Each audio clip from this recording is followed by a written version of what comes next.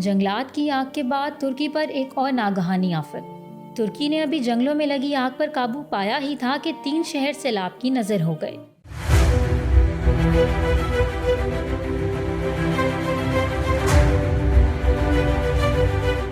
बहरा अस्वद के साहिली इलाकों में तूफानी बारिशों से सैलाब उमड़ आया। सैलाबी रेले ने कई शहरों में तबाही फैला दी। सड़कें, गलियां और बाजार सैलाबी पानी से भर गए। पानी लोगों की गाड़ियां और दीगर सामान बहाकर ले गया।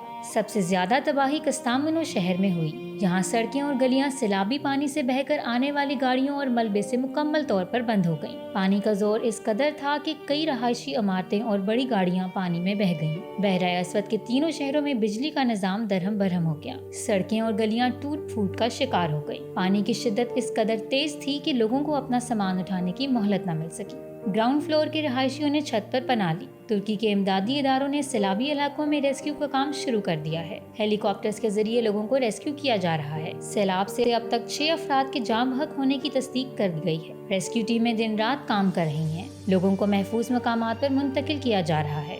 मुतासिरीन के लिए खाने पीने और दीगर जरूरियात की अशिया फराहम की जा रही हैं। कस्तामनो में 771 इमदादी कारकुन काम कर रहे हैं। रेस्क्यू की 61 गाड़ियां और 9 हेलीकॉप्टर इमदादी कामों में मसरूफ हैं। सिनोप शहर में रेस्क्यू के 585 कारकुन इमदादी काम कर रहे हैं। वर्तीन शहर में 208 इमदादी कारकुन रेस्क्यू का काम कर रहे हैं।